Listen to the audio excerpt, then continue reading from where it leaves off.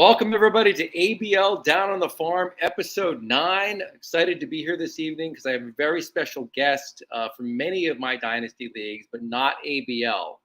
Before I introduce him, ABL Down on the Farm is about all things prospecting, of course, but mostly about ABL prospecting, which is a 30-team dynasty league with 20 minor league slots per team for a very glorious 600 prospects. But as I said, it's not all about ABL. So tonight I have my good friend Tom. Tom and I are in multiple leagues together, including 3 other dynasty league teams, or leagues, excuse me. So I'm happy to have him on tonight, and I think you'll enjoy this show. So Tom, welcome aboard. Thanks for coming on to the show. Thanks for having me. Yeah. So listen, we're in a ton of leagues together. So including a league with Jeff. Who's in ABL, and that's the Lord of Roto Junkies. And we're also in a Major League Dynasty League together. And we had Dylan on earlier in the year from that league, which was a great episode, a lot of fun.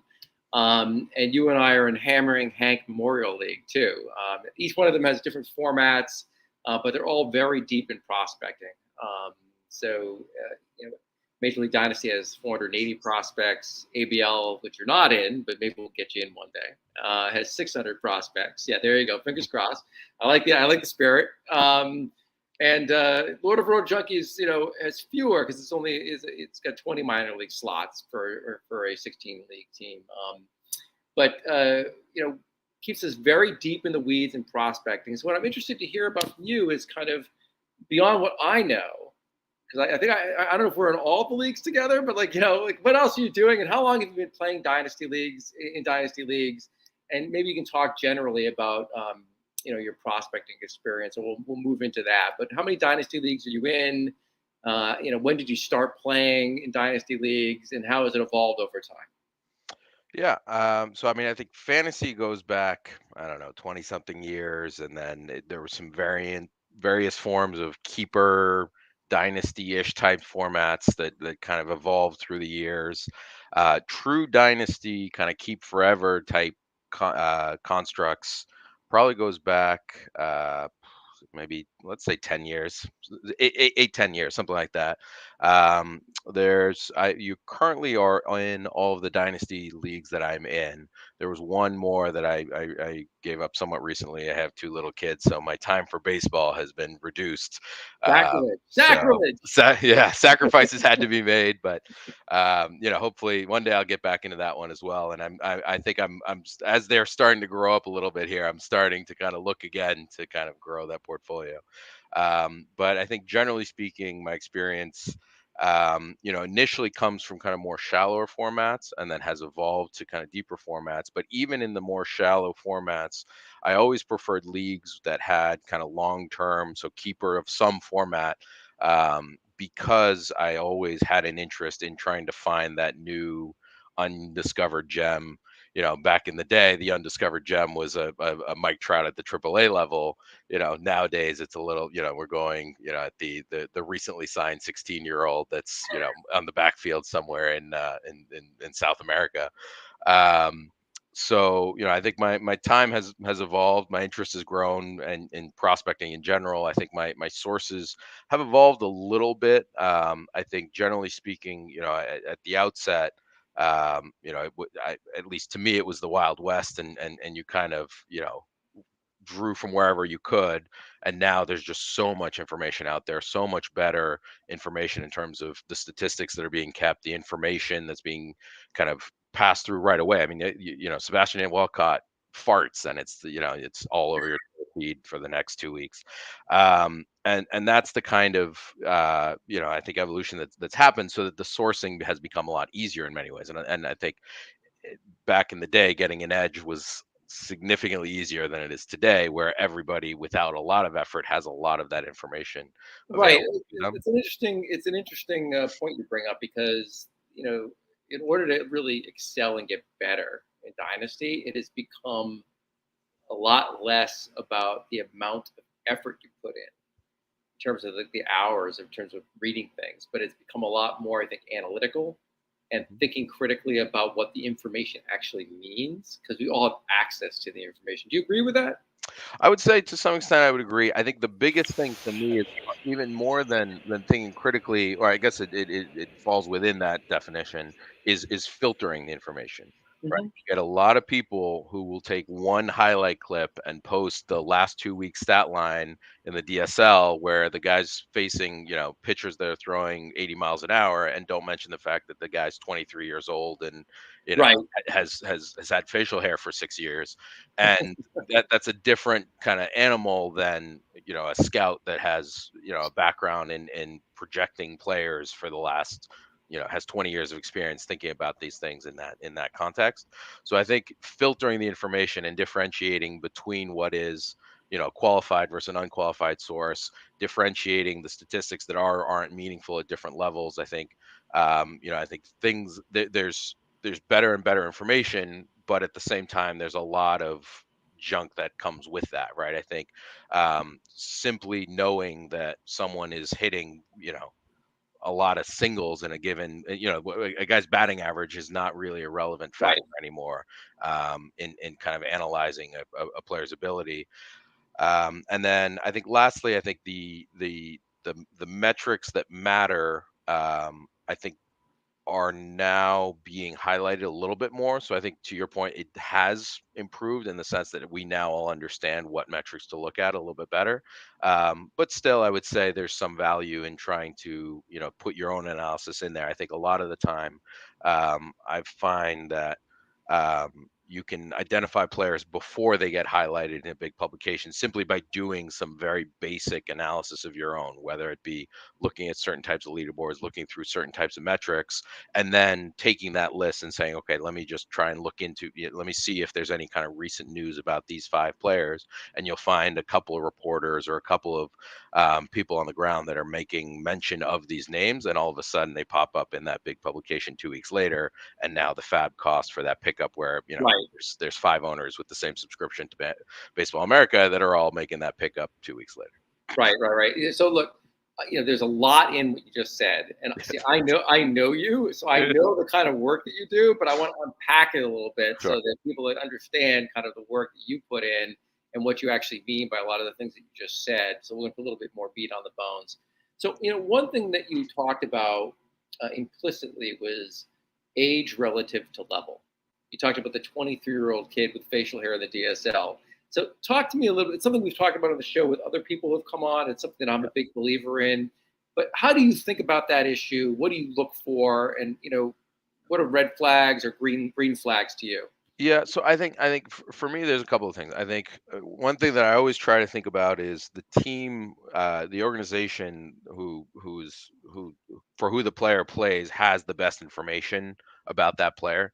So a lot of times, if they're promoting a guy aggressively, that can be one of two things, right? You look at a team like the Angels, that might just be they don't really have an idea what they're doing. They're just pushing their guys through the system, trying to get them to play with Shohei Ohtani before he leaves as a free agent. In other cases, you may have a smart organization that's looking at a guy and saying, okay, this guy has nothing left to develop in low A. Let's move him up to high A, right? And that bump in level at the age of 18, at the age of 19, can be a lot more relevant um, than a team like the Angels. But then also you have other situations where you have a guy that's been at a level and all of a sudden he's not getting promoted. He's staying there through the year, he starts he repeats the level the next year. Those I Right, take as indicators that maybe the team is interpreting that performance and the kind of the day-to-day insights that they have to mean that the player is not ready for promotion. So I think those are factors that I think are extremely important. And then I think also when you start doing any of the statistical analysis, which is I think my original trend as someone who's always been in that field, I think it is always more interested in the analytical component. If you're going to look at the statistics, it's extremely important to then, I almost start with the age as a filter first and then say, okay, let me look for outperformers based on that age within that level. Now, there are outliers there. I don't want to completely rule things out. And sure, I'll sure. talk about a guy a little in a little bit that fits that profile where there is a story and there's an explanation for being a little bit older for the level, and performing within the level becomes that much more important.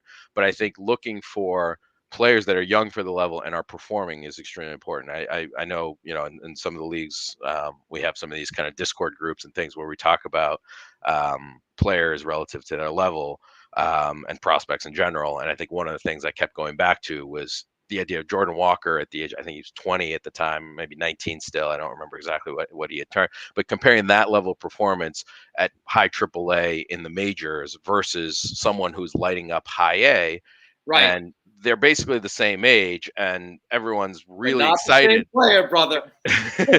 And everyone's very excited about the 19-year-old in high A, but not so much at the major league level. And a 30% strikeout rate, which Walker, by the way, was not doing, but a 30% strikeout rate means two very different things at high A versus the majors, for obvious reasons. 100%. Yeah, I mean, look, and I think that we can talk about Jordan Walker because I know you and I both love him, and think very highly of him. And I've been happy with his performance so far at the major league level. He homered tonight, but I mean, he hasn't set the world on fire, but he's 20, Right. right? And it makes a huge difference. And there are a lot of guys in their 20s, like single A, double A, or whatever it is, and they're years from the majors, and he's playing right now and competing and holding his own. We can talk about him because that could be a whole show by itself. Yeah, I've seen him and Yuri Perez, my other 20-year-old heartthrob. As you know, I love Yuri. So, but the metrics you've mentioned that a few times, and I'm curious to know what metrics today you really are fond of, and maybe how that's changed over time. Are there any metrics you've gravitated away from, or gravitated towards over time? How has that evolved as you've gotten deeper and deeper down the rabbit hole, looking at 16-year-olds as opposed to 23-year-olds? So unfortunately, a lot of the metrics I care the most about now are the ones that are the least available at the lower levels. But at the upper levels of the minor, we're starting to get pretty good data on a lot of things that I'm a big believer on. So some of the new metrics that I look at, newer metrics that I look at, are all of the Statcast data, right? So everything that's related to the quality of the contact that's being made. I think especially in small sample, that can be much more indicative than Mhm. looking at a guy that has 3 homers in a month versus a guy that has 8 homers in a month. The 3 homer guy, I may still be projecting for significantly more power than the 8 homer guy, simply based on the fact that the 3 homer guy has hit, balls consistently over 110, 100, 112 miles an hour, whereas the 8 homer guy may have, two inside the Parkers at the low levels of the minor and is Right, hitting, 108-mile-an-hour balls in Albuquerque or somewhere at altitude, and all the balls are happening to fly out. And every player, you go down, you look at that player's box score. That's another thing, just player relative to other players within that given level, right? You look up at a prospect that everyone's talking about is outperforming.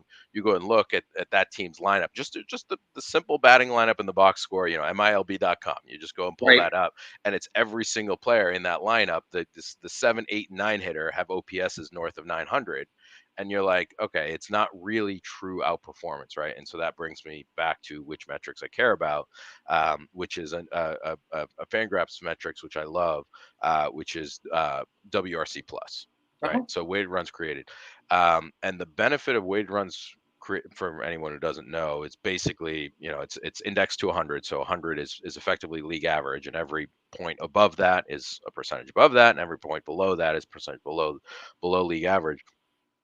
That's adjusted for things like ballpark, things like level, et cetera. And so what you end up with is a single metric that captures effectively the offensive output of a player, relative to that level and that run environment, most importantly. And so a lot of times you see, an OPS of 900 might not really be as outperforming as it seems in a given level. Now you take that and you put it back into the context in the reverse, where you had, high A. I think they were testing out a tacky ball this year. So a Yes, lot of those pitchers were outperforming and all the hitters were underperforming. And so there were a bunch of quote unquote disappointing stat lines. If you just look up and you pull up that one player's baseball card and you look at their statistical profile, you would say they are having a disappointing year. You look at their WRC plus, all of a sudden those numbers that look like they're definitely below average are actually 110, 115, 120. right. And so you had players that were underperforming, in quotes, that were, especially this year, was an opportunity, there was a buying opportunity there for some of those players, specifically because they look like they're having poor seasons, but really they're just Yep. underperforming like the entire league, because Major League Baseball is basically using that level as a guinea pig to experiment on a major pitching advantage. I mean, that's if you look at the numbers, it was very obvious that was the case. They stopped using them, and then instantly everybody's the ratios Normalized. reversed again, and Yeah. exactly everybody all the pitchers are back to crashing back down to earth, and the hitters are skyrocketing. Right. Right. So the buy opportunity maybe has passed, but or Yeah. soon will pass. Right. Yeah. Yes. I mean, for those scoring at home, I just I love the fact that you have fan graphs where you can look at this number, but I know that you've actually been looking at these lineups in these leagues and looking at these averages. So that's terrifying, but also amazing. So that's great. Not all of us have that kind of attitude and dedication, but that's terrific. I'm sure you talked a little bit. I don't want this to sneak under the rug. You talked about what you're projecting for some of these people. Can you talk a little bit about your projections and what you're actually doing at the minor league level to think about prospects? Yeah, I mean, I think one thing I always try to do, especially in shallower dynasty leagues, I think in some of the deeper leagues, you're sort of it's almost less interesting because so many pitchers are owned, players are owned. Excuse me, not pitchers, players are generally owned that the opportunity to unearth a gem is reduced simply because somebody may have just picked them up to fill out their roster, not Yeah, because they found that outstanding skill set or they identified a player. It's just they just so happen to kind of grab them and add them, and then sort of by dumb, it's the broken clock analogy where they end up with striking gold in that manner. And so for that reason, I think it's there's there's a certain value in I've just completely lost my train of thought here. Something popped on my screen. I apologize. that's okay. You were talking I'm like a squirrel with it. you were talking about projecting, Yeah, and so you're like, yeah, I'm sorry. So the on the "I on the got you, brother." thank you. I'm getting older. I'm short on Not as sleep old as me, nowadays. man. Uh, no, anyway, so on the projection side, so the point being there, especially on the shallower side, I always try to look and think about, is this a player where if they fully actualize the skill set that I'm targeting, is that a difference maker? Right? Because if I look at any dynasty, there are currently active for the most part, there are active MLB players that are available that are kind of this replacement level, or in some cases, you might Sure. consider an opportunity to grow into slightly above replacement level. So if we're going to set those guys as kind of the replacement baseline, if I have a prospect that's going to grow into just above that, and there's a bust rate associated with it, all of a sudden the value is quite limited. I much prefer taking the shot on getting a true star player that I can exchange and kind of monetize later. So when it comes to rejection, to that point, I'm looking for true kind of outstanding skills that are going to really make an impact difference, right? You and I have talked about Triantos as a prospect, just to kind of use that as an example. That's a guy I really like almost more in real life baseball. Like I've projected him highly, etc. But I'm not sure that from a fantasy perspective, there's necessarily that massive outlier skill, right? I think I like him better than the average, so I tend to end up with him across the board. But I Yep, in all recognize the that leagues we're in. exactly. But I know at the same time that he's not necessarily that kind of true star player upside, right? I think that, and when I say that, when I look at the ability to hit for power, it's not quite going to be there. He has that contact skill that may give him the batting average Sure. edge in those leagues where we play and that have the batting average category. So I think there's probably enough of a hit tool there to carry the day, and that's why I end up owning him. And I think there's enough speed there to kind of backfill the profile, et Yep. cetera, on the middle infield, and we'll talk about all those things. But when it comes to projecting, right, that in my the calculation I'm making is what is that category winning skill that player has, and often it comes back to power and speed more so than batting average, which can be so volatile. And so Right. I have views on batting average as a category, et cetera. But without getting into that, You mean I that it think that's sucks? where I mean, the problem is if the league has devalued it, de-emphasized it, right? If organizations are no longer trying to get their players to hit for average, it no longer becomes a focus and no longer be. So we're totally going off the rails here in Yeah. terms of your question, but it becomes a random outcome of a player's performance, not a targeted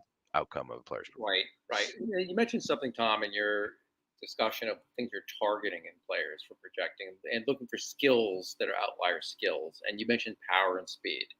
Mhm. Okay, so those are skills that I also target. I like a lot. You and I have kind of like a Venn diagram of likes and dislikes in terms of prospecting, and so there are a lot of guys that we mutually like, and there's some guys that we trade to each other because I know you like them more than I do. And Yeah. Triantos was one in one of our leagues where I had him when you entered the league, and I was like, "Here, have him." You had one of my guys. I was like, "I'll take him." Yeah. And that's kind of fun too about being in multiple leagues with somebody when you kind of know their Yeah. predilection. You start to. Yeah. Right. And you're like, oh, like I know Steve's going to want this guy. And like we figure it out. But a guy I'm interested to hear your take on because I think he fits the profile that we both target, and he's really struggled this year is Elijah Green. And he's a guy, for example, that in Baseball America got a 70 power and a 70 speed, rating, which is incredibly rare. And so, no matter how you think about it, he inherently has those attributes. Hmm. So, what's your take on a guy like that now? Um, you know, has your view of him changed at all? I know you really liked him going into the draft Yeah. seasons. What are your thoughts on a guy like that? Yeah. So I mean, I think the thing about a guy like Elijah Green is a couple of things, right? So to answer, I guess first I'll answer your question most directly. I'll say my view of him obviously has to be tempered by the fact that the contact issues are so pronounced. That being said, I go back to the age level thing, right? He's such a young player. He's being pushed to a little bit in terms of where his assignment was. He is now, I believe, yesterday or today He's on the was put IL. on the IL, right? So clearly he's been, and he hadn't played in games in almost a month. So clearly there's been some injury, some nagging, nicks there. I don't think that It's a is wrist. It's a wrist injury yeah, too. right, right. So who knows how serious that I mean, that's the problem with minor league injuries. You never really know whether it's, this is a surgery that's going to happen and he's getting his sheath fully replaced, or if it's just like Right. he's a You don't know. little, he twisted his hand a little bit and he's going to be back to, You don't know. 2 days from now. So setting, not really knowing the severity there, but clearly there was something there. I don't think that impacted his pitch recognition and strikeouts, right? I think the inability to make contact is definitely an issue. I would note that there was a pretty high walk rate. I don't have the number in front of me off the No, top of my his head. his It's walk double rate's pretty. digits. It's double digits. It's double Yeah. digits. I I want to don't have say the 10, exact number. 12% Yeah. somewhere in there. Which I think is an indicator. I think of a couple of things. I think it's if you're walking that much and striking out that much, it probably means you're getting too deep into counts. And I think I think there's an element of that which is fixable, right? Which is if you swing a little bit more, you might walk a few more times, but hopefully you'll strike out a lot less, right? If you get to 2 strike counts Yep. and hoping to get to ball 4, you're going to end up striking out a lot. So I think just that alone indicates somewhat of a fixable issue there. You don't strike out 45, 50% of the time like he was at the beginning of the year without some serious contact issues at the same time, right? So I think that is a scary performance related outcome that I am not going to ignore entirely. That being said, I don't see the current sample as large enough for me to meaningfully adjust my grade, right? I see a center field skill set. So to fully get into what I was starting to get into at the beginning of the answer to the question, which is I see a center field skill set, which means he'll get on the field just with that, right? I think if you look at a guy, go back a few years, an old favorite of mine, Keon Broxton, right? I think that's the analogy there, which is, stellar center field defense, Yep. serious contact issues, outstanding power and speed. Broxton was on the hit, crossed that line into the continuum where the contact issues were too serious for him to ever be a meaningful major leaguer. But he was right on the line there. I mean, I think he had a borderline 2020 season, right? That's the kind of bottom end outcome you hope for an Elijah Green. You obviously want much more from him, but that's kind of based on the profile that's developing, you see that's the path, right? It becomes and in modern baseball, that's much more actually viable, right? I think even if the K rate stays in the 30s, he can still be a viable major league player just based on the fact that when he does hit it, I mean, even when he was hitting it in the low minors, he's hitting for power. He's hitting, with he's continuing to make that high end and impact contact. So when he does make contact, it's going a long way. So I think a little bit of coaching, a mulligan on the injury, hopefully some improvement on the contact rate just from kind of a little bit more experience and not being so young for the level, I think Right. means that I'm not ready to adjust my grade downward and say this is a guy I think I picked him third in our FYPD in one of our leagues, third or fourth. I don't recall exactly what my pick Yeah, was, I picked him but too.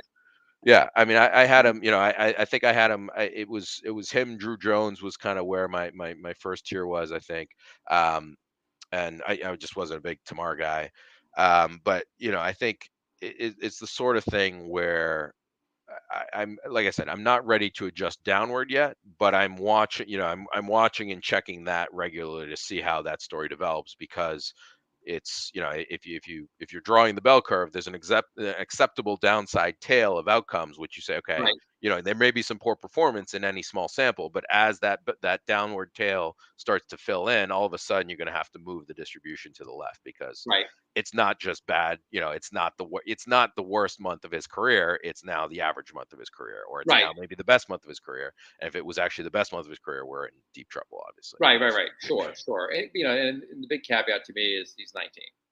Right, right. Right. Yeah, I mean, yeah, and yeah. it's The still age to early in level his thing. career. Yeah. I mean, and so we'll see what happens. But yeah, so some Yeah, red flags, but we're not selling the ship yet. no. So I would um, say this. The league that I do own him in. I think there's one league where I was able to draft him in. I have no plans to sell. Right.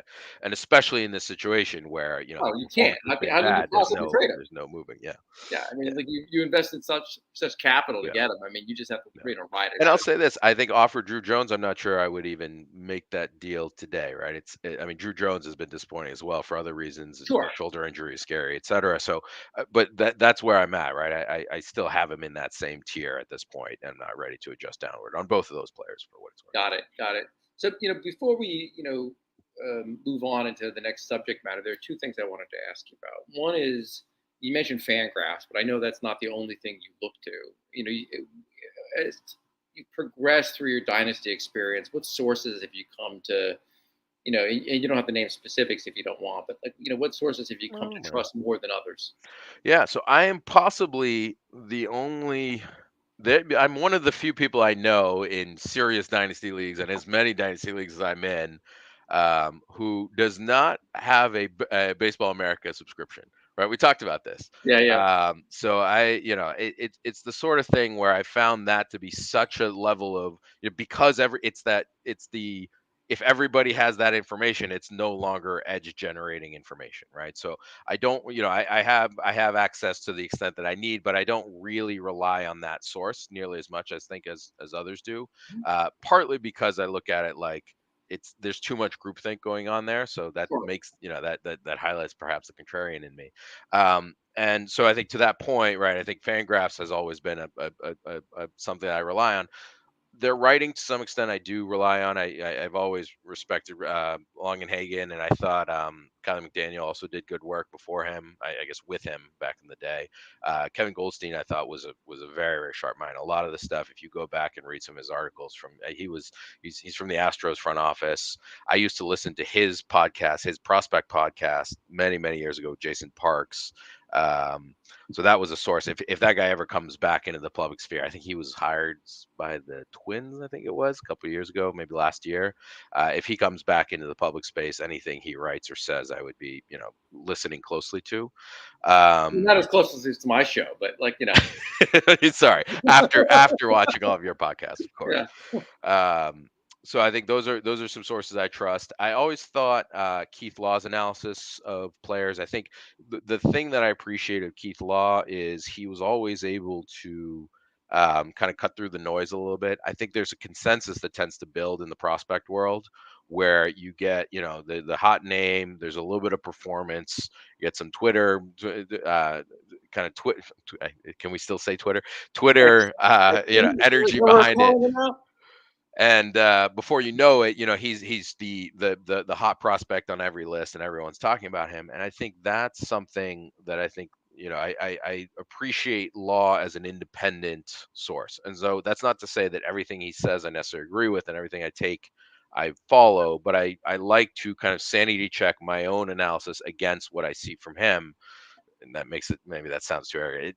I want to make clear, he probably has more knowledge than I do, but it's one of those things where when I have a call that I want to make, I'm going to look and see what he says to see if as an independent source that's ideally different enough from all the other places that I'm looking. Right. So I want to touch on two things you just said. One, I used to follow Keith Law a lot when he was at ESPN. Yeah. I don't have an athletic subscription.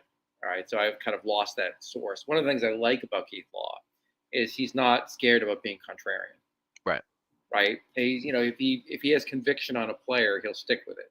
Yeah.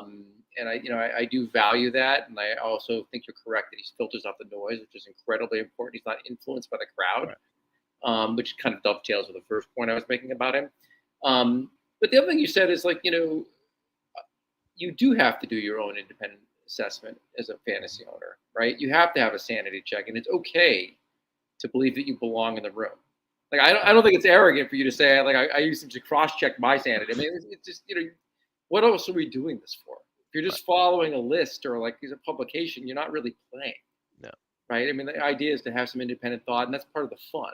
Right? Yeah. It's like trying to figure out this puzzle, right? And we all come at it in different ways, right? Yeah. So I think that's fine. I mean, that's what we're doing, right? And the good owners kind of like come to their own view, they have their own system, right? So let me. There's one other component that I know you do, and I think very few owners do it. Is you watch a lot of video, right? So talk to me about that, and how do you use it? How do you find it? Like, what are you looking for? I mean, there's no science to it. It's very much an art. I mean, it's in terms of the video stuff, I think especially at the early levels, I think it's more useful. I like, especially when you read about someone or you see, I talked about kind of doing some of those filtered leaderboards where I'm looking Yep. for outperformers at certain levels based on their age. Once I've identified that list of 5, 6, 10 guys that fit a given profile, right? And just to kind of highlight some of those metrics, we talked about the WRC plus element. ISO is a big ISO. Yep. I don't even know what it stands for, but it's Isolated basically, power. is it just isolated power? I didn't Yeah. know if the ISO standard for something, but um, it basically measures, again, kind of getting back to that kind of quality of contact. For the pitching side, pure K percentage I think is an important thing. K percentage more than K9 for a variety of reasons we Yep. can Yep. get Yep. into, Yep. nerdy math stuff, but and Oh, we like then the nerdy math stuff. That makes a difference. But you're right. It's yeah. more important than K per 9. Yes, then among other things, right? I think looking at those metrics, but um, once you've identified, you call your set of, however many hundreds of players there are at that given level, you come back with that small list. Like I said, I'll go and look. I'll read the reports that I have available to me across some of the names I've mentioned. There's a few other guys. Chris Clegg, we were in a dynasty with. Is someone I've found his analysis to be pretty good. I really like Eric Cross, who worked with him as well. I think they both are pretty, plugged in. I appreciate that they seem to really put in the work. So a lot of times when they have a little bit of tidbit, I like to get their anecdotes and see, what they have to say. Just as an additional sanity check, and then to kind of put the cherry on top, is the video component. As I said, no real science there. It's a lot of Twitter searches, it's a lot of Google searches. Team sites sometimes have some of the video. Sure. A lot of those minor league prospect sites do, or a lot of minor league prospect Twitter accounts have video, right? If you Yep. look at it, all these different teams will have these Twitter accounts. I don't think they're actually team run. I think it's just prospect enthusiasts in that given, who support that given organization, I think, Yeah. that tend to run these accounts, and they post little video clips and stuff. And if you do enough digging, you can pretty much find video on all these guys. Fangraphs also sometimes a lot of Yep. the times, Longenhagen will post kind of a little YouTube, if he's got video of a guy on a backfield. The things you're looking for there, I mean, this is where, watching baseball for, I don't know, however many years I've been watching it and trying to think of it critically in terms of looking for things that click in terms of skill sets, for whatever, 25 years, 20 years now, in terms of, from a fantasy perspective. You're getting old, brother. I know. But the things you're looking for there, aren't necessarily, did he hit the homer, 400 feet or 395 feet. It's more about looking at, and this is where it gets into more art than science, but you're looking for projectability, right? If you think about what you know, and this is where kind of the old timey scout stuff comes in. And again, I'm the guy who's all about the analytics leaderboard starts there, but I do believe there's some value in looking at, you know, when you see the 5'6" guy who's 165 pounds soaking wet and is hitting, you know, liners out to the center field gap. That's a very different thing than the 6'4" guy that looks like a baby deer who doesn't really control his limbs yet, and he's 17, and clearly, you know, if he matures a little bit, there's an opportunity there to Right. turn into, you know, that's where you get the, you know, I think it's again to fall back on the Fangraphs term, the Goldilocks zone of that kind of middle infielder who's, you know, 6'1" to 6'3", and all of a sudden you've got those, you know, I guess Del Cruz bigger than that, but the Tatis type body, you know, Sure. that kind of, you know, you can play in the middle infield and has that kind of impact power. You know, center fielder types as well that kind of can run and kind of get you the stolen bases that we all so much covet, while still having the power. And then now, if you know, if now that player is showing the ability, as I said, through all the metric analysis of, you know, maintaining a good walk rate, performing at a level, all of those things, you Right. know, now it starts to become much more interesting. All right. So let me ask you this, because, like, all right, the way I think about projectability is I look at height and weight. Okay, so and I'll look at other metrics related to that. Is the power showing up, for example, Hmm. ISO, or other things I look at? It's mostly ISO, honestly.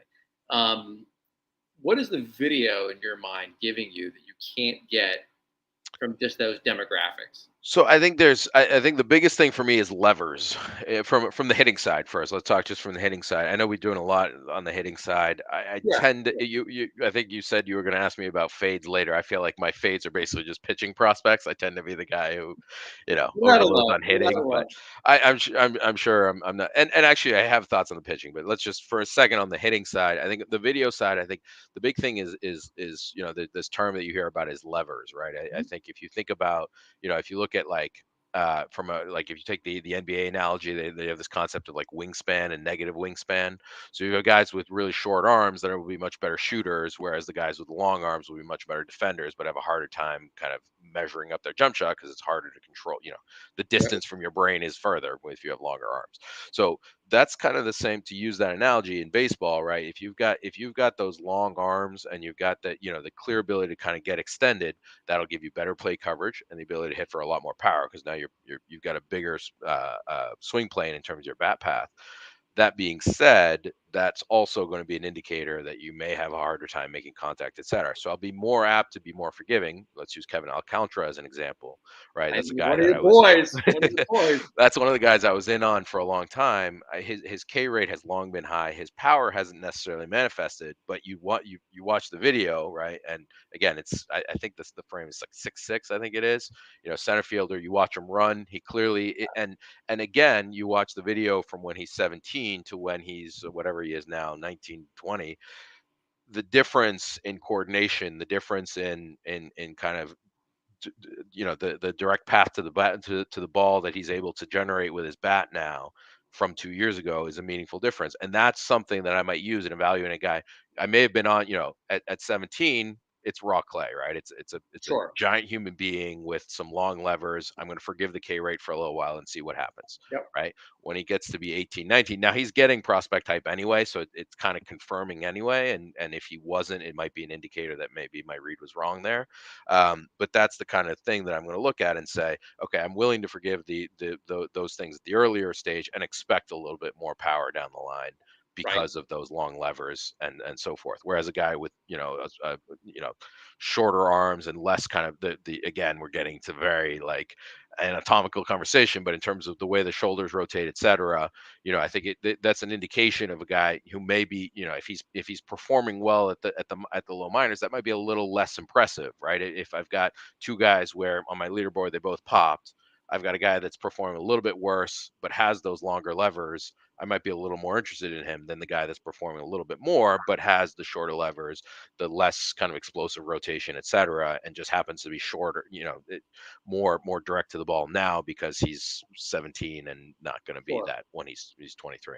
Well, this actually gives us a perfect transition point for our conversation, because in one of our leagues that we're in together, I somehow managed to convince you to trade me him, Kevin Alcantara. right? There are other players. I got Jordan Walker in that deal too, I think. Yes, you did. Yeah, right. So, the second part of our conversation is the sell versus rebuild, right? And so, um, you know, by the way, let me just pause for one hot second. Alcantara is a very nice prospect. I think he's doing a little bit better now in terms of his raw power showing up in games. But he's like 19, 20 years old, whatever he is. Jordan Walker's in the majors. Yeah, So just going back to the point we talked about yeah, earlier, right? yeah. Age versus level. Yeah, Right. So, what I wanted to talk to you about next, because I know in the different leagues that we're in, you're kind of differently situated. One of the leagues you're in, you're kind of in a win now mode. It was the Hammering Hank Memorial League, where you kind of had a draft slot that landed you some players early in this initial startup draft that were win now pieces, and you've kind of been in a win now mode for basically since the inception of the league. And so the trade that I was just describing that the two of us made is in that league. And then there are other leagues that you've come into, Major League Dynasty being one of them. You just came in this year, which is the second year of that league. And you inherited an abandoned team, and as so often the case, the roster was crap, and the minor leagues needed to be badly restocked because it was neglected, and so you're kind of in full rebuild mode in that league. And I thought it'd be interesting to hear your thoughts on your strategy handling both circumstances, and which you prefer, or their dislikes, likes you of the two? Because my impression is that, is somebody who talks a lot of baseball with you, is that you prefer to have all this stuff happen organically, where your guys come up and then they dominate, right? right. As opposed to having to buy pieces now at the major league level. So Yeah. why don't you talk about that a little bit? Yeah, I mean, I think the example is the one league you didn't mention is League of Roto Junkies, where I think that was, I inherited that team. I think it was in 12th place, I think something like that, 12th or 13th place, and it's gradually risen.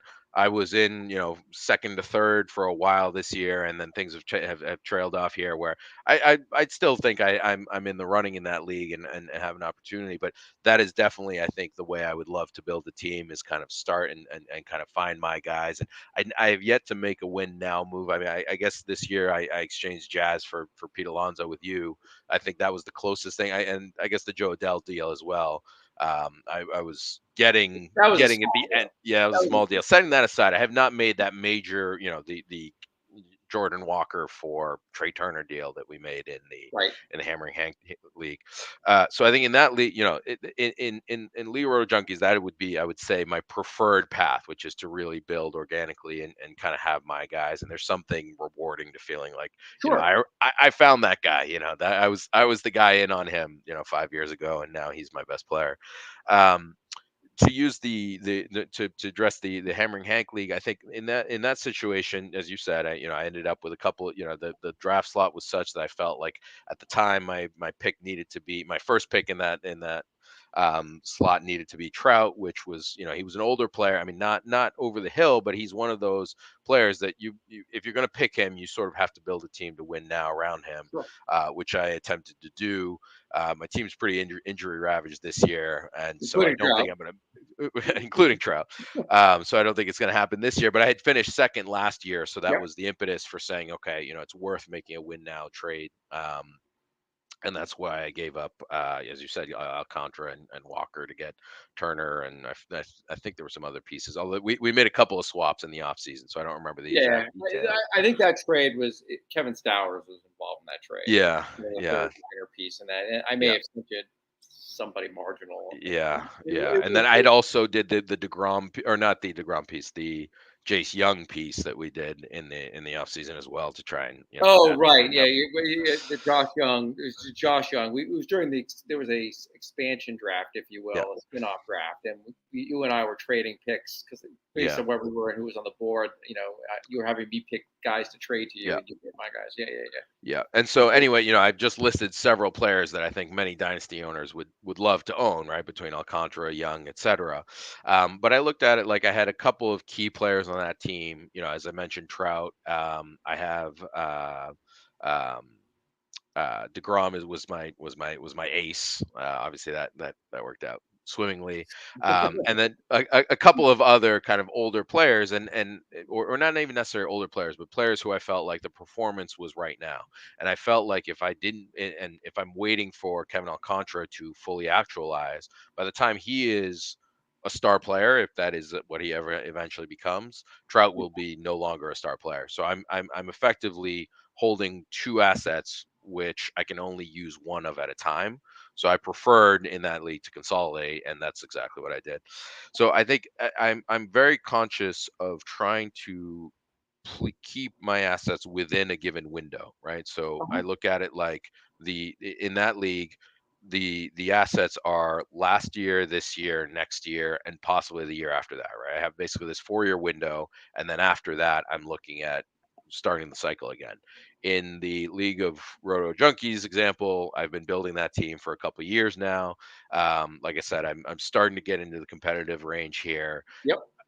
My team has been named Team 2024 for about 4 years, I believe, and so hopefully next year is where I think everything kind of clicks, and I'm at the peak of that window basically. Um, and then, as I said, the last one was that the Hammering Hank League, where I felt like that had to be one. Or excuse me, that was the first one. The last one being the Major League Dynasty team, as you said, where I looked at that team. I came into that team. I think it had finished eighth the year before, something Yeah. like that. Yeah. And I think in a situation like that, if you have a team that's on the upswing and finished in eighth, that's very different than you have a team on the downswing and finished in eighth. And I didn't see, that team did have some good assets. I mean, it had Franco and Wander Franco and Vlad. Now The that's a real salary Wander cap league. Franco, not the other Wander Francos who were like on other, Yeah, the Miami. good Wander Franco, exactly. um, but so it had some good assets, but at the same time, it had finished where it had finished, with those assets in place.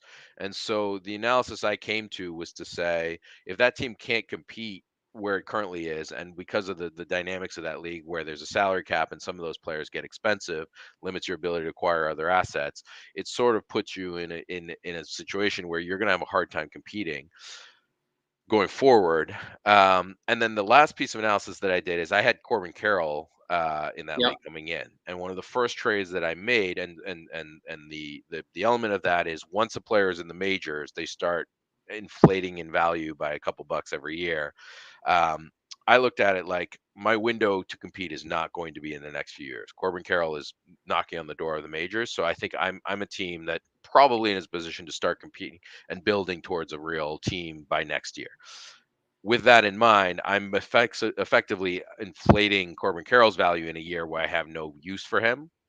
So what I did is I basically traded back with what I found was an equivalent prospect level, or tried to, and traded for Jackson Churio in a deal to try and basically push back that window and better align him with when I thought my competitive window would be, such that when he would hit the majors, I would have other players of similar window that would be at their peak. Well, Um, that's an interesting topic. Let's pause there for one yep. second because, like, you're trading a guy in Corbin Carroll who's kind of getting a ton of hype, ton of Hmm. publicity right now. Who's on everybody's darling list of like Yep. breakout guys, and to his credit, he's had a great season. I Hmm. mean, he's delivered a lot of value to fantasy owners, right? Um, and it's kind of a bold move to trade a guy like that because even in that league, I don't remember what his salary was when you moved I him. think it was a $1 player. Yeah. Yeah, I mean, and so there's a $500 cap in that league, right? And so the inflation is $3 a year. So I mean, you arguably could have had him for his entire career if you Yep. wanted to, right? So you know, you traded back, you get Jackson Churio. I assume you got other players in that deal.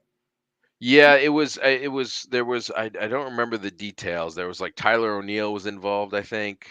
All right, so you got a major league asset. I know you're a Yeah. big Tyler guy. You like him a lot. So, Yeah. and I have him in ABL. He's my left fielder. So, Yeah, and I mean, for what it's worth, I think part of what happened there, I'll say, I think my evaluation on Carroll might have been too light, right? I think I'll be the first to admit. I think if I look back at my analysis, I think the concern I had was there was a serious shoulder injury. He'd missed yep. significant time, And we may get, as someone who was one of the Tatis believers. I have him in many leagues and have held him in many situations. I can tell you about the shoulder situation where once it pops out, until you get that surgery, it can pop out again, and it's going to be a problem, right? So there were concerns and red flags that I had there, and I didn't have the belief, and it's possibly, perhaps I didn't dig enough, but I did not have the metrics on the impact of his contact, which has proven to be better than I thought it was. Um, By the way, Dylan from that very league says hindsight's 2020. well, I mean, it's true. I mean, that's looking back, I think my evaluation on Carroll was that I was concerned there wouldn't be enough power to play there, and then now we're in a situation where I have a higher power grade on Churio. I have a comparable hit tool. I have similar speed. Maybe Carroll's a little bit higher grade on the speed, but I think the stolen base metrics are comparable. Now I'm in a position where I'm looking at it like I'm trading like for like, basically, and have possibly the ability to get more value out of that because Carroll is closer to the major and is the Right. the number one prospect on a lot of lists. And like I said, I came to the analysis. I had conviction and stuck to my conviction. Yeah. And I'll tell you, in April and May, when Churio's hitting 240 in Double A, you start asking questions.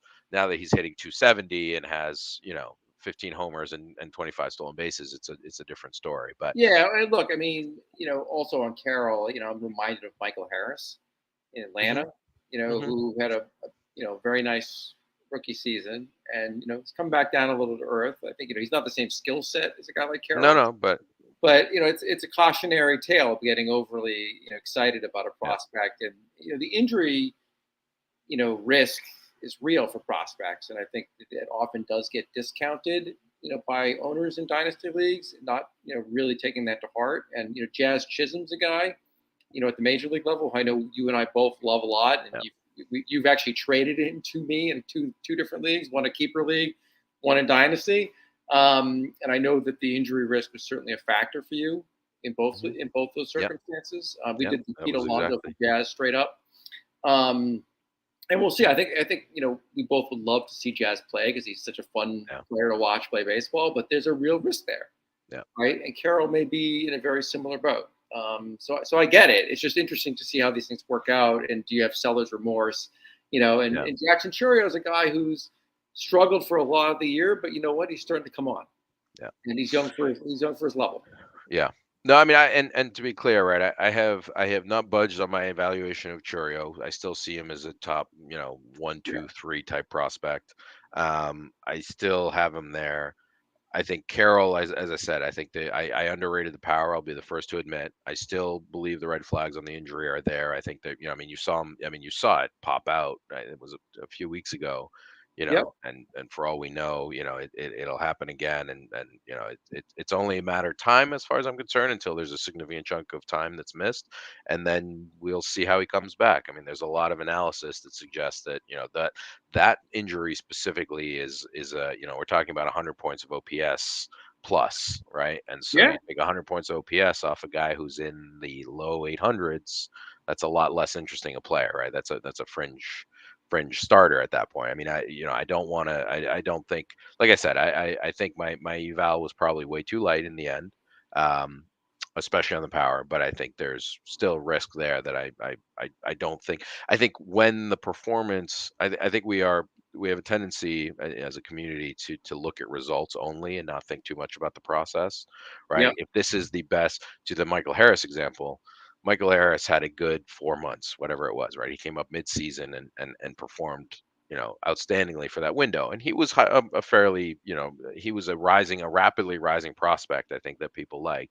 I actually still think the evaluation on him, I think back then was probably too high, but I think the current, oh, he's come back to earth and now he's a bum. And I think the first, the owner in Major League Dynasty can attest. I've probably made an offer about once a week, maybe Oh every yeah, now's a four good to time to five bring in my days, tires. to I try agree. and Yeah. acquire Michael Harris because, in my opinion, right, I think the performance and looking at a month or two of performance, I think we have a tendency to look at that result and act like that's predictive of future performance, and it just really, the evidence is not there that that short sample is really meaningful. No, no, 100%. I mean, like, I agree with you. It's a time to buy Michael Harris. I'm not by any means disparaging him. I'm just Yeah. it's a But caution. I mean, the point is taken that you're trying to Yeah, make, I think.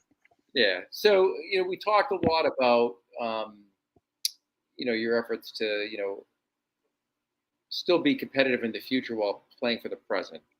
What are you looking for really to acquire besides Jackson Churio in the Major League Dynasty League? I mean, I like the analogy of like actually moving the window back.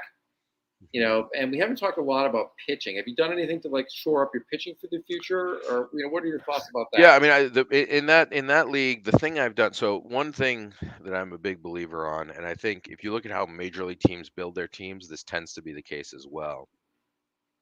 um, Hitters tend to be the ones you can really consistently develop, whereas a lot of teams with pitching the very successful teams still tend they may be successful in developing a few pitchers, and those developed pitchers are incredibly valuable in real life baseball. But a Hashtag lot Cleveland of Indians or Guardians, I should say now. say that again. The Cleveland Guardians. Yeah, I mean, so developing the pitching is extremely valuable, but those big successful contenders still tend to go outside the organization to add to their frontline pitching. The Yep. real impact pitching tends to be acquired, in real time, basically.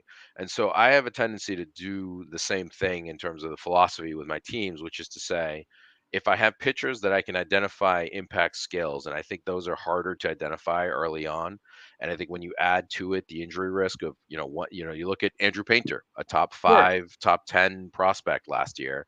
A lot of lists has tumbled down, is off the list in a lot of cases, based on, the injury rehab this year, the imminent Tommy John, or possibly just had the Tommy John. And now you're looking at 2 years out, and who knows what the Yeah. performance will be and all that. That ding in value, yes, it's not an asset you were counting on for performance. I mean, I guess he was possibly going to start the year with the team, Right. so it's not a perfect example, but a guy in Double A with that same Oh, profile that gets Peterman. that injury. Peterman is another guy. Tiedemann, yeah, is another example. But I'm thinking more, if you have a guy that gets an injury in Double A, yes, you're not losing the upside of or that production, if you will, because he was going to be in Double A and Triple A this year. But you do lose the development, you lose the luster in terms of the trade asset value, right? Those are assets that you basically have to hold or hope that someone values, with the injury, right? And Right. or without the injury, essentially. And so that risk Right. factor, I'm much more apt to look at major at on the pitching side to acquire major league level pitching. So that's where, I looked at Fat as an opportunity there. He's an underperforming guy. I had some assets that were desirable, so I moved him, trying to get a pitcher that hasn't performed. There are metrics that I still believe in are Sure. usable. I think the pedigree and the sample of, everything that's happened before is something I don't want to ignore, and looking at whatever it's been, 50 major league innings, and say, okay, is it, if I take 50 major league innings from just about any pitcher in baseball, I can find a 7 ERA, right? I mean, Sure. Pedro Martinez had stretches like Like, that. Clayton Kershaw did too. Yeah. Yeah. And Mostly in again, the playoffs against the Cardinals, I might add. Like, so- Cardinals for life, as always. But I mean, and again, that's not to suggest that I think that the performance is not concerning from Fat, but it was an opportunity to add major league or very close to major league proximate pitching. So I think even in rebuilding, with the hitters, I'm targeting Churio. I targeted Churio's brother. I targeted Alcantara. Those are guys that are 17, 18 years old that I think will make it to the majors yeah. after my pitching has been established, right? So Got I'm it. looking for established major league pitchers. I traded for a few guys, Kyle Wright in that league. In the Sure. other league, in League of Roto Junkies, as I said, that window is down the line. But I have pitchers, I have McClanahan in that league. I have a couple of guys that have been close to ace level pitchers a couple years ago, and will continue to be, hopefully, into that window. And I don't, if I have to replace them in real time, so be it. But that I don't mind, um, trying to acquire the pitching at the major league level, and identify players that I think can be outstanding Right. based on metrics that I think I can find at the major league level, rather than taking that single A pitcher and saying, hopefully in 5 years he hasn't had a Tommy John, he hasn't lost his velocity, he hasn't had command issues, and all of those pitfalls that I think come with pitching prospects that are so uncertain that, I'm looking at a guy like Sixto Sanchez, I'm looking at Nate Pearson. Those are guys that were top 10, 15. We just talked about Painter. It's easy to pick off some busts on the hitter side as well, but I think those pitchers that were can't miss players that Yeah. are going to come up and still maybe be major league contributors, but they're not going to be going back to that original point about those star players and difference making Yeah. fantasy assets. Even if those guys come up, they're going to be, you know, third, fourth starters, bullpen aces type guys. If you're lucky, they happen to get in a role where they generate saves on a league that cares about saves. If you're really lucky, they're a late blooming pitching asset. But there's so many of those pitchers that still are very valuable to the major league team, right? I think a Right. 4 ERA is still a very valuable thing, right? I mean, ask Tim Wakefield how long his career was based on being able to do just that, right? And that's the thing. I think the disconnect there in terms of real life value versus fantasy value is such that we really only care about aces in fantasy, right? All the Right. other guys are fungible, and so that's I think being able to target an ace and generate an ace out of identifying pitching, I think is such a difficult thing to do, that I'm more apt to find guys and pay a slight premium at later on in the development. Now that being said, McClanahan, sorry, I'm rambling a little bit here, No, but no, that's all I'm right. trying to put a bow on the point. The way I came into McClanahan in that League Roto Junkies was he made, I think, 2 major league starts or 3 major league starts, and I sent a couple of pitchers and basically targeted him specifically. I had added Spencer Strider before wisely trading him away before this 2 years ago, but similar things to that effect, where there are certain short sample metrics that I think, at least back in the day, you had more of an ability to analyze and get a little bit of an edge on. I think if you can identify those pitchers right as they're on the cusp of the majors and are performing at just about close to that major league level, I think you can generate pitching value in a way that's much harder to do with hitters. I don't think you get those hitters that come out of nowhere in that way. McClanahan was on prospect lists. He was a, no, top Yeah. 15 Sure. prospect for the Rays, but he wasn't that, when he got called up, he was exciting, and I overpaid for him in getting him, but it was in terms of, the 15th prospect on the Rays list, but it wasn't the sort of thing where, if I don't know, when Marco Luciano comes up, if you try to go to that owner, that premium you're going to have to pay is significantly higher. And that's Sure. not a great example because Luciano's disappointed a little bit, but players of that ilk, where a well-known, a mid-list prospect is not going to pop the way a pitcher does in that same way that you Yeah. can No, hundred identify percent. early on. No, 100%. In many respects, the worst time to trade for a prospect is when he just gets promoted, Right, right? After right, he's like lighting right, up AAA or whatever level right. he's at, right? Because the Yeah. price is just astronomical. Well, listen, that's all very like fascinating. I appreciate you sharing all that. I want to move on to the next segment, which is one of my favorite segments of the show, which is crushes and fades. And so this is when we get to hear about guys you like more than consensus, or maybe less than consensus, and why. So, I always tee this up in advance for the guests. So, who do you have in mind on your crushes and fades? You can start either side. Yeah, I guess I'll start. I think on the crushes side, I think, just look at you when you mentioned that you were going to ask me this question. I did a quick scan of kind of the teams that I have and guys that I like, and thinking about any players that stand out in that way. One guy that stands out, I guess we'll start. I guess the probably the more well known name of the two is Diane Jorge. He's a Cuban signee. He's playing the Rocky system, and there's a couple of things there, which is he was playing the DSL. I think he's 20 now, maybe 20, 21, Well, he's 20, 20, I think. 21. Yeah. So he's on the older side for playing in the DSL. Now that could be okay. The Rockies don't know what they're doing. There's a bunch of possible reasons, I or it think he could just be got, I think he just got promoted. he Yeah, did. yeah, And the reason for that is after signing, so as an international signee, right. because he's coming from Cuba, all that money that he's getting paid by an American company can't go to a Cuban national. So for tax purposes, he has to play in South America for a while. So he has to play or in the Dominican for a while. So that's a player that's artificially being held back at the level, not Interesting. because he's underperforming. He was actually quite performing. So all of a sudden, he's not necessarily getting picked up for those reasons. He's also old for the level, so he's not as exciting for those reasons. Now, if you go back to why he might be exciting, you look again. Now we're talking about projection, right? You look at the body type. It's that the Goldilocks frame. It's the middle infield actions. You look at him in the field. It's clearly very smooth. Um, it's those longer levers that you want without the strikeout rate, right? So he's made good contact. He's not striking out at a problematic level, but he has that power projection ability with Right. the speed to go with it. On a middle infield prospect, that's a pretty exciting thing. That was basically, I mean, I think he was a third round pick in one of our FYPD leagues. I think a fourth or fifth round pick in the Uh-huh. other one, right? So he's not someone that was on a lot of radars, I would say. I think I saw him pop up on a few lists outside of the top 100. I don't think I saw him on any top 100 lists preseason. But No, that's somebody. I think that's right. I think that's right. Um, Um, I haven't seen it on my list. yeah, so that's a guy that for me, I think, I think if you look, he's coming stateside here shortly. I think if he continues the performance level, I think he'll rise quickly. All of a sudden, you've got a Rockies prospect, middle infield. Sure. It's the Ezekiel Tovar profile from 2 years ago, Sure. or a year ago, Amador I is guess it another was. guy, right? Yeah, Yeah, yeah, yeah. yeah, exactly. And I think so. I think, again, it's that power speed profile with the contact ability. That's the bat to ball seems to be pretty promising. You know So. who owns him in ABL? Our buddy Jeff. Oh, really? Really? I'll have to talk to. I'll have to ask him what drove him to that decision. But Well, maybe the fact that he's on your roster, brother.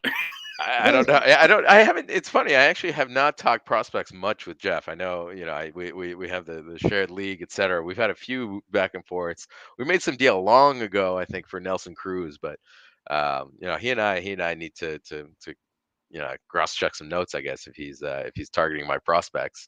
There we go. Um, So I think that's number one, and then the other one is a guy that I actually picked up in that league, the Roto Junkies league, simply because I didn't want some of the other owners, that are, I'm sure, glued to the screen, whatever it is, an hour and 10 minutes into this podcast, to hear Who's this counting, name. brother? Who's counting?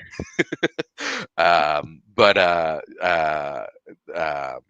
the name Yordani De Los Santos is a guy that has popped on a lot of lists for me. When I say lists, these kind of analytical, Yeah, uh, you know, filters you're talking about. filters. Yes, yes, thank you. Um, and I think the thing that stands out again, it's the same thing. It's I don't remember. It's 6 feet, 6'1", kind of longer levers. You watch him play, and now so this is a player that's still he's probably he's I think a year or two younger. I think he's 17 or 18 than Jorge. So speaking to the age to level thing, the big thing there is you watch him run, and it's the Kevin Alcantara profile. It's the Uh-huh. it's the baby deer thing. It's like the arms and legs are kind of going everywhere. It's very clear that it's like a young player that hasn't fully grown into his body yet. Right, And I think if you start to kind of project out what that looks like in a year or two, right? It's a very, very exciting profile. Then you start to look at, okay, so why did I get there in terms of the old timey scout stuff, right? It's all the performance metrics have been very, very good at the complex level, and now you see the team is willing to push him, right? I think they just promoted him recently here to single A. He's been struggling there. I mean, he's 18 years old. Again, age to level thing. He's sure. outperforming for his appropriate level. Now that he's young for the level, I think there's only a few players at his age range at that level. The K rate has gone up. I think he has like 4 games, and that's the other thing. I like to go back when I'm looking at some of these players. I- you, you know anybody can have the there's an old saying of like you own the skill that you Yes. can display, Show the right? skill, you own it. Yep. Yeah, and so I think there's something to be said where I look for like little flashes of performance, right? So if you look through kind of the box scores and you see, okay, there's the ability, he hit a homer recently, right? And that sounds like not a big deal, but hitting a home run when you're 18, middle infield prospect at low A in not a great hitter's environment, that's a positive sign. There's other things where there's other clearly games where he's getting overwhelmed, right? He has, I think, 3 games where he's 0 for 4, 0 for 5, and he has 4 and 5 strikeouts in those games, Right. right? So he's clearly, totally overwhelmed. There's probably a decent pitching prospect rather than some guy throwing 85 that's up there on the bump, and he clearly is not, at that level yet. So I think that's the, if I the K rate, for example, has skyrocketed, but now you can tell there are some games that are clearly he's just been overwhelmed, and you can almost just write those off as he's not at the appropriate level right Yep. now. But it's not a sign of he suddenly has lost the sense of the strike zone and he's just swinging at everything, right? And so you look for little clusters of performance for me, where if he can put a couple games together and show those good games, I'm not as worried by 3 games where he's 0 for 12 and has 9 Right. strikeouts. I get it. I get it. Um, And what about your fades? so I think fades. I mean, I think the big one, as I said, I think if we're talking about pitching prospects in general, I think that's always been kind of The whole my category. the whole category. But I always am very, very, very nervous about particularly high school arms and kind of young pitching prospects, right? So if we're talking about players that are performing at the single A and lower levels. Mhm. I always those pitching prospects. I think for me are, those are players I notice like everyone else, but I have a hard time. I think you've done a much better job than I have on that front in terms of the Yuri Perez's right of the world, where you Sure. say I've identified this guy, I see something, and that's I know that guy is going to perform at the major league level. I found that when I tried in the past to really, even with the video analysis, reading the sources I trusted. I don't know if the sources I trusted were not, doing a good job analyzing them either, or if I'm not looking at the right metrics. But I just find that I think at the pitching level, I'm much better analyzing kind of major league level pitching, and Sure. the kind of the raw clay of pitching and seeing where that goes is something that it's possibly a blind spot, but that's, I would say, something that I struggle with, let's say, and therefore, Right. as a result, I end up discounting relative to others, right? I think you phrased the question as kind of relative to the average. I'd say that's Yeah. something. Yeah, yeah. Interesting. For me, pitching prospects, and I've talked about this on other episodes of the show, it's all about acquisition cost and what I'm really paying for the risk reward, because I agree with you, they're so risky. Hmm. So what I try to do is identify prospects that I can acquire essentially for nothing, right? Hmm. Often off the wire for either a fab buck or free, depending on the league format. Um, and I try to keep it, particularly with younger pitchers, really simple. Hmm. I'm looking at frame, height and weight. I'm looking at K minus walk, and I'm particularly focused on people who, have a high strikeout percentage. Like, there Hmm. are guys who have a decent K minus walk, but it's because they're not walking anybody. Like, Right. right. I'm not as interested in those guys. Not that they Right. can't be major league players, but like they don't have an outlier skill, as you put it earlier, Yeah. right? And Hmm. so, then I want to like look at some scouting reports from sources that I trust, which often is Baseball America. Hmm. It could be other sources that I use too, but I stumbled on Yuri Perez by using this kind of very simplistic formula. He's Hmm. 6'8". He had that percentage strikeout rate, and Baseball America was like gushing about him just Hmm. watching it live. So I rostered him for like nothing, right? And then he ended up like going through the roof. But like Yeah. for every one of him, there are 4 or 5 guys who I hold on to for a year or two, and then I cut them. Yeah. So it's not a science, but that very simple kind of it's truly simplistic kind of approach to them. It works for me only because I can buy them in volume. I'm not Right. afraid to spend it on roster spots, in the minor leagues. And so a guy I like a lot right now is Jose Urbina for the Rays, who's Hmm. 17, and the Rays skipped the DSL. Yeah.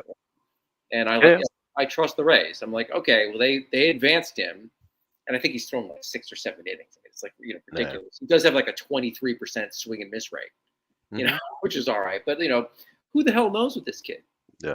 He could be out of the majors like in a year or two, but like he cost me nothing, and Yeah. I have him in all my dynasty leagues. So Yeah, I think the cost to acquire is an important point, right? I think, and that's, you asked me, I suppose I'm being somewhat facetious with the, all pitching prospects, right? no, I certainly have some across the board.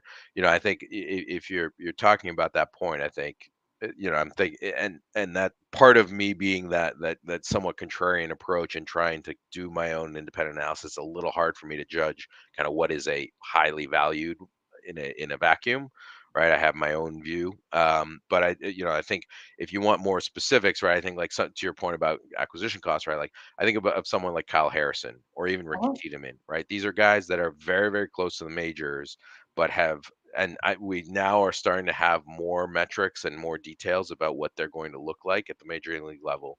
I think with Harrison, it's a metric performance issue. With Tiedemann, it goes back to the injury point that I was making, right? But I think those are players that I think personally, I'm speaking as someone who owns Nate Pearson, so who am I to say any of these things? But it's the sort of thing where you look at those metrics and you start to ask whether the acquisition cost is going to reflect the properly risk adjusted Yeah. valuation of that player, right? Yeah. And that's, I think that's an important point. So I think if I'm looking across the leagues, that there's guys like Winkleman, Gonzalez, Wilkeman. I don't even really Yeah. know Yeah. how to Yeah. pronounce his Yeah. I know first you're name, but exactly. It's the Red Alex. Sox prospect that I like a lot, that's getting pushed. It's a similar kind of story to your arena. I mean, he's a year but in advance in terms of progression, but it's players like that I have less of an issue if they come extremely cheap. But I always am very hesitant, especially at that mid level, right? So if Yeah. you're talking about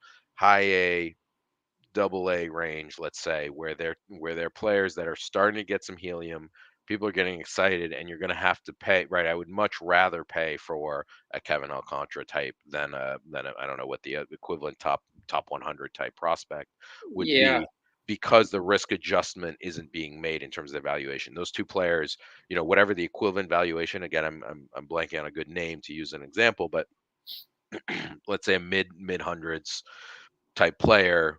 Well, Quinn Priester might be a good example Yeah, of that, there you go. Right, right? and he gets there, and the performance metrics very quickly show you that maybe he's not as exciting as we thought, right? And then Yeah. there's other, JP France comes up and has Yeah. good performance, and is there that big a difference in terms of the expected performance between those two pitchers in the next 2-3 years? Maybe over the next 10 years, maybe Quinn Priester does put it together and pops. But I think there's, there's the ability to find those equivalent assets. And if you're really going back to my original point about the looking for the stars, right? You're trying to find Corbin Burns. Corbin Burns was not the player you would have targeted in single A. He was a reliever with a Yeah. high K rate and an interesting cutter, right? That's why he was interesting and why he got added, not because of someone adding him in most dynasty leagues in low single A because of the Yeah. pedigree and the profile that he had. Yeah. Yeah. Yeah. Uh, And he was you a guy know, you could get in the major league level because he got right, cut in a lot of dynasty right, leagues, right? exactly. Including League of Yeah. Broto Junkies. I got him in the fourth round of the draft. Yeah, yeah. Who would ever cut Corbin Burns? Yeah. Yeah. Yeah.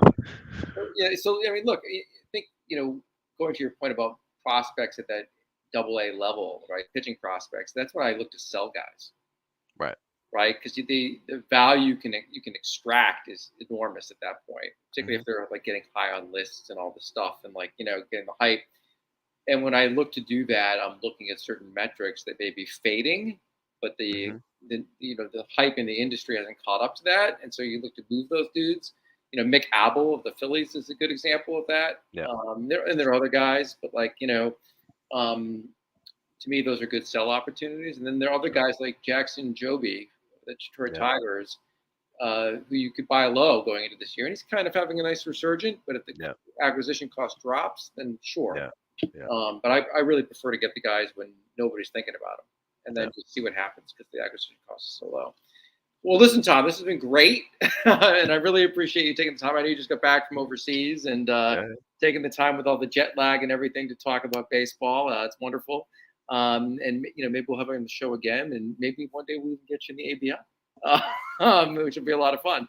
I'm sure all the other owners can be terrified by this performance this evening, and I look forward to seeing you soon. Talk Celtics, and maybe some football in the fall. Sounds good. Thank you for having me on.